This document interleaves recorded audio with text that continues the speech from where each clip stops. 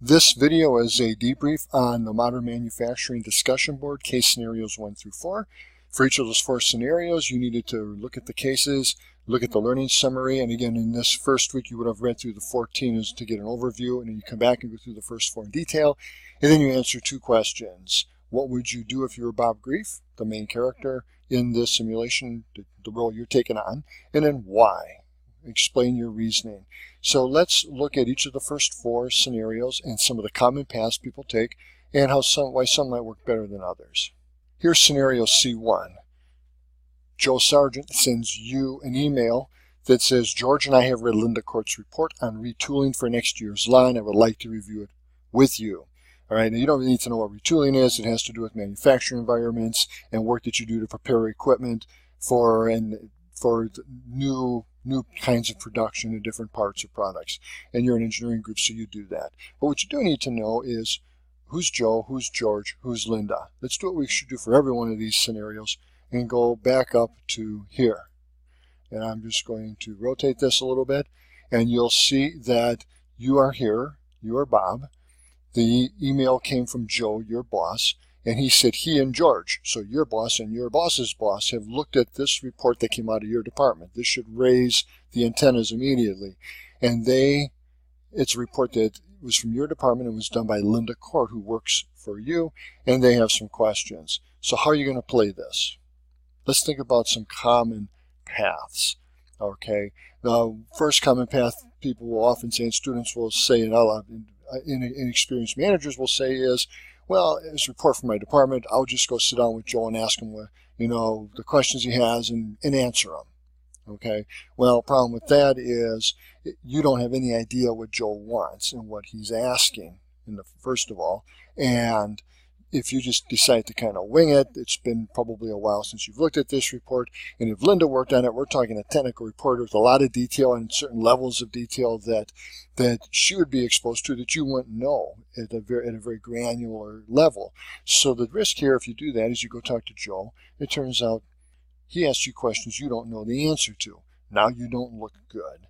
Okay, a permutation of that is some students will say, well, I would do that, but first I would really study the report and I'd block a half a day or several hours and just clear my schedule and review it and then go talk to Joe. Well, the problem there is, what if you've just spent a bunch of time doing that? What if Joe says, hey, we just thought it was a great report. We want you to look at a couple of other things. Now you've just wasted a lot of time. Third option that's very common is sometimes students and others will say, well, I'm going to go talk to Linda and let her know, and then we'll both get into the details of this report to refresh ourselves and cover every aspect of it and then go talk to Joe. Well, a couple things there. First of all, if you're Linda, what do you think when your boss comes to you and tells you that your boss's boss and his boss have looked at some work that you've done and they have questions? You're probably going to feel pretty threatened and you're going to be very nervous.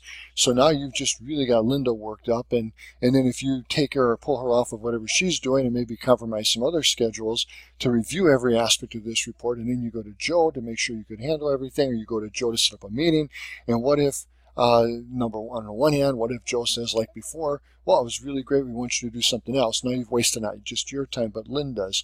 But also, what if you go to Joe and Joe says to have a meeting, and Joe says, hey, this is really about Linda. George and I have some serious concerns about her. We need to talk about her, but don't say anything to her. Well, if you've already talked to Linda, now you've got a big problem. So what do?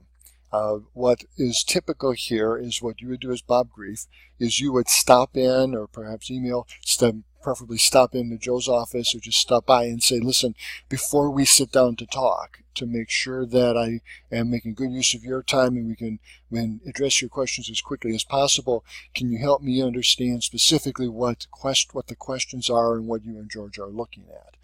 Now you find out exactly what's going on, exactly what you need, if you need to review what you need to review, and then you say, I'd like to really like to include Linda. Any reason that I shouldn't? Oh no, that's fine, whatever. Now it's safe to involve Linda, and you're focused on what you need to do. Clearly, as you read in the first scenario here, this has to do with managing your brand and how you're perceived by your boss. Scenario 2 builds off the same basic situation is scenario 1. George, your boss's boss, has stopped by your desk and says, hey, come see me regarding tooling for next year. Now what do you do?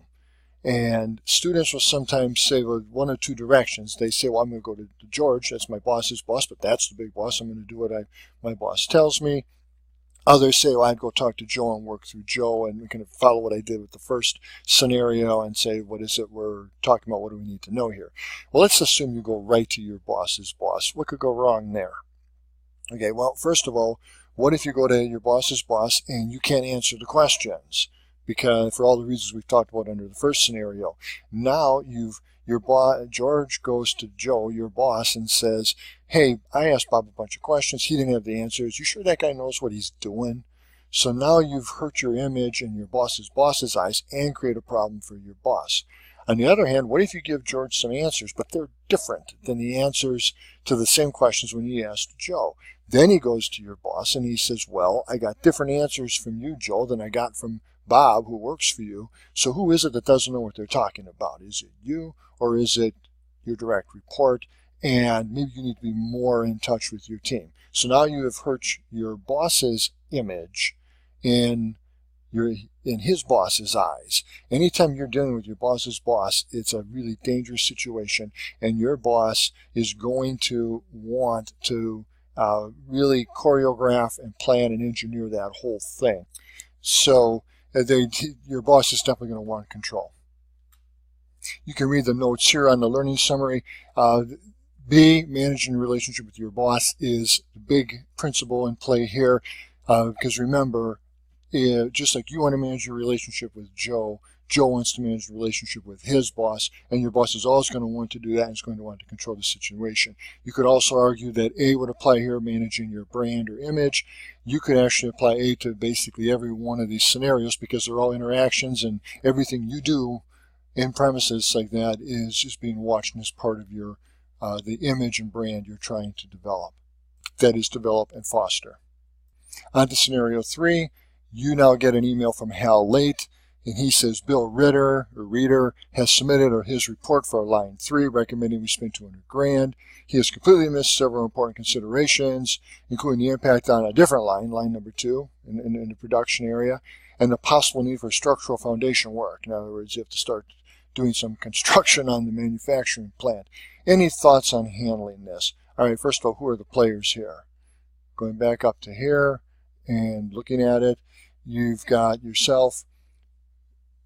Bill Reader is an engineer that works on your team. Hal Late is the project engineer. That means he manages projects, and these people do a lot of the technical work, but Bill still reports to you, not to Hal. And so how do you handle this?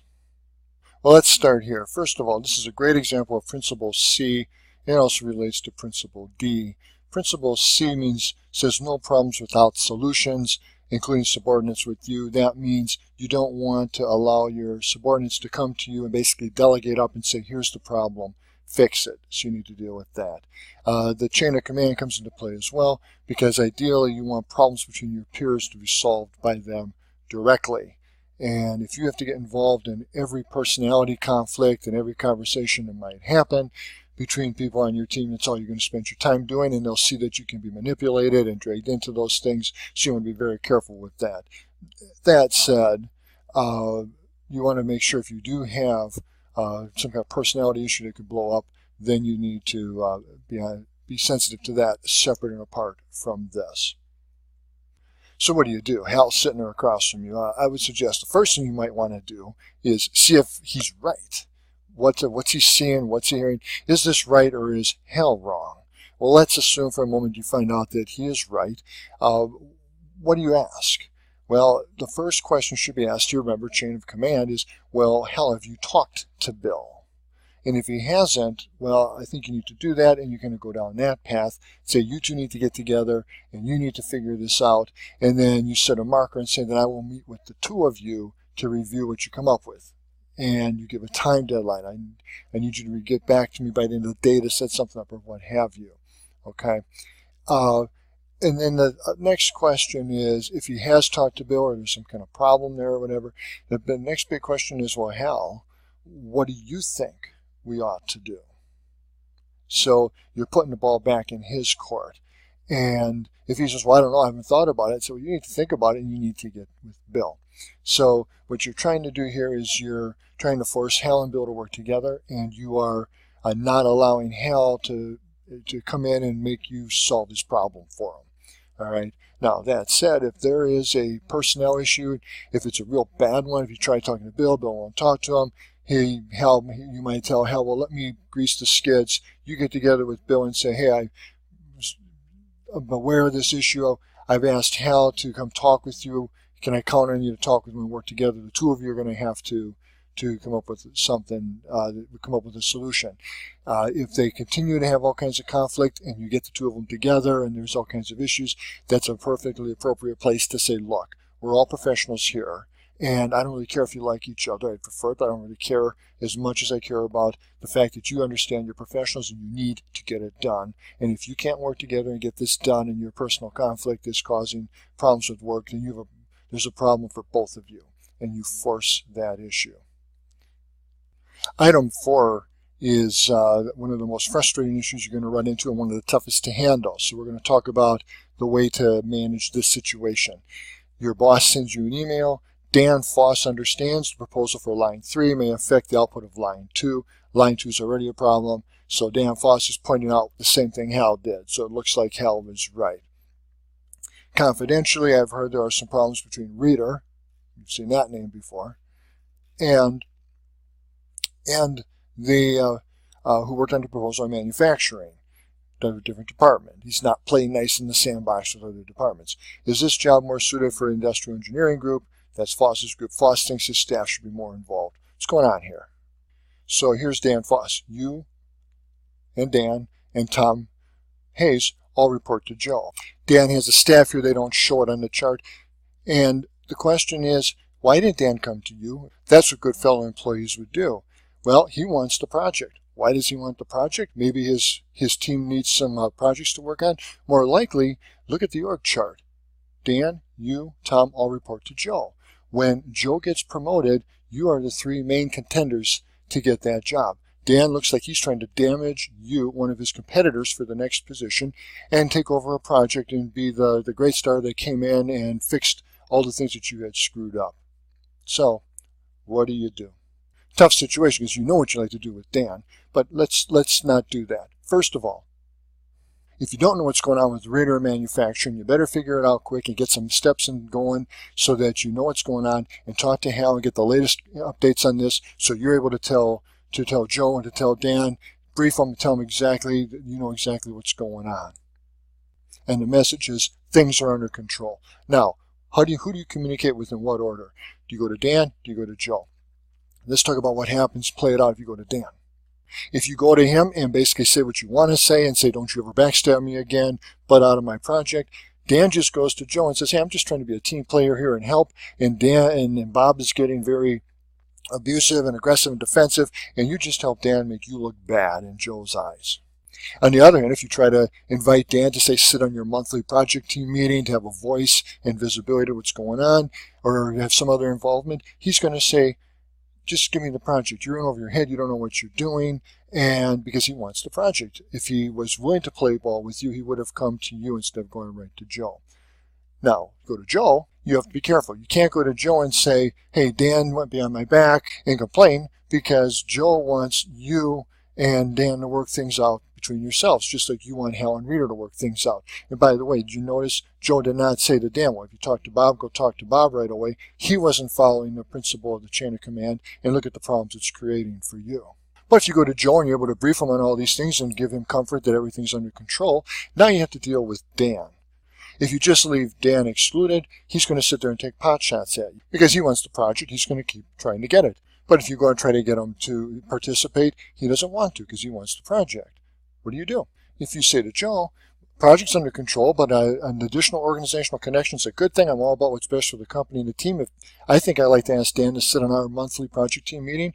What do you think, Joe? And if Joe says, hey, great idea, great team player move, Bob, now you got Dan. Because you go to Dan and say, I'd like you to sit on our monthly project team meeting, and Joe thinks it's a good idea. If Dan doesn't want to play ball, now he looks like the guy who's not a team player, and you got him. And this is under the category of keep your friends close and your enemies closer.